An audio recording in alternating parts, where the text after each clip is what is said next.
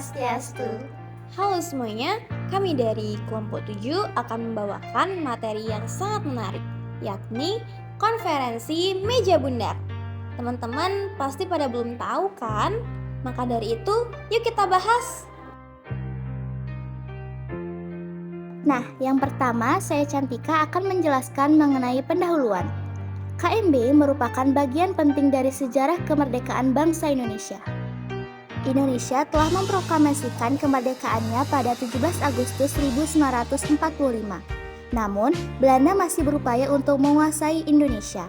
Banyak cara yang ditempuh bangsa Indonesia agar bisa merdeka seutuhnya. KMB menjadi salah satu upaya yang dilakukan. Selanjutnya, saya Rosa akan menjelaskan pengertian dari KMB. Konferensi Meja Bundar atau KMB adalah sebuah pertemuan dan perjanjian yang dilaksanakan antara pihak Indonesia dan Belanda. KMB merupakan tindak lanjut dari perundingan-perundingan sebelumnya. KMB dilaksanakan pada tanggal 23 Agustus sampai 2 November 1949 di Den Haag, Belanda. Baik, Chelseana di sini akan menjelaskan mengenai tujuan KMB. Yang pertama, untuk menyelesaikan perselisihan antara Indonesia dan Belanda yang telah berlangsung selama beberapa tahun. Yang kedua, untuk memperoleh pengakuan kedaulatan Indonesia yang merdeka dan berdaulat. Hasil KMB yang pertama pada 27 Desember 1949 terjadi pengakuan kedaulatan dengan syarat Indonesia menjadi negara serikat dengan nama Republik Indonesia Serikat atau RIS. Yang kedua, Belanda akan menyerahkan kedaulatan kepada RIS paling lambat pada akhir tahun 1949.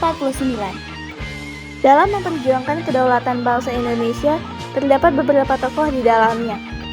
Dr.S. Muhammad Hatta menjadi perwakilan dari Republik Indonesia. Kemudian Van Marseven sebagai delegasi Belanda dan Willem Drees sebagai ketua KMB. Baik, selanjutnya ATHG, ancaman, tantangan, hambatan, dan gangguan. Kali ini saya akan menjelaskan ancaman dari luar. Yang pertama, penyelesaian masalah kedaulatan Republik Indonesia oleh Belanda dapat dianggap sebagai ancaman dari luar karena melibatkan pihak luar atau pihak asing yang merupakan negara lain, yaitu Belanda. Yang kedua, ancaman non-militer. KMB melibatkan ancaman non-militer terhadap pertahanan dan keamanan.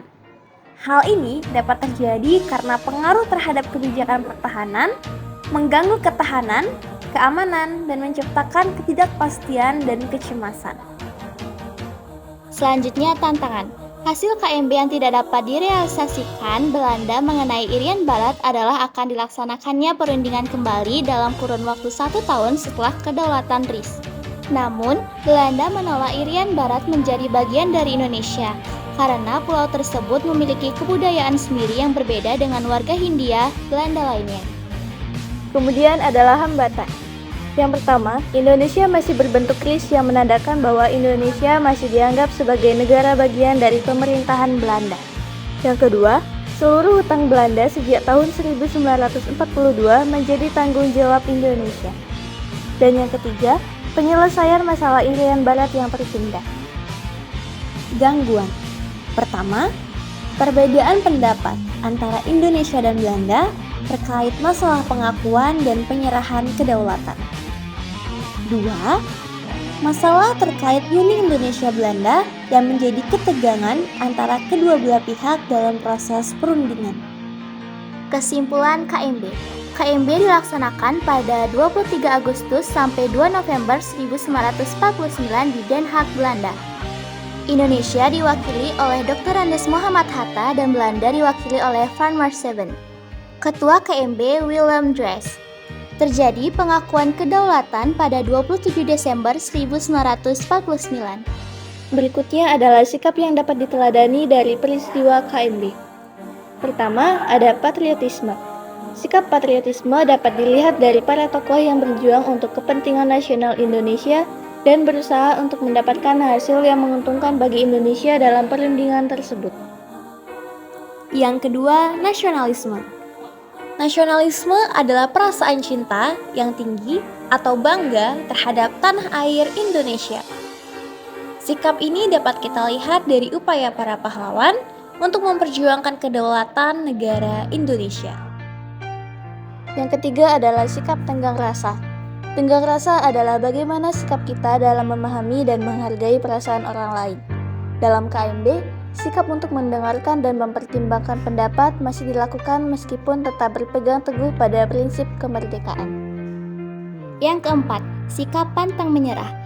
Pantang menyerah adalah sikap yang tidak mudah goyah dalam menghadapi setiap resiko, rintangan, dan kesulitan dalam mencapai hasil yang dicita-citakan bangsa Indonesia, seperti para tokoh yang memperjuangkan kedaulatan bangsa pada KMB.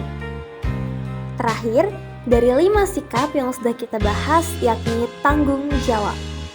Tanggung jawab adalah melakukan semua tugas dan kewajibannya dengan sungguh-sungguh.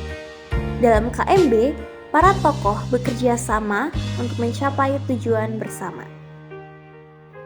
Oke, sekian penjelasan dari kami mengenai konferensi meja bundar. Semoga kalian dapat memahami materi yang telah kami sampaikan. Sampai jumpa lagi teman-teman. Saya tutup dengan Parama Santi. Om Santi Santi Santi Om.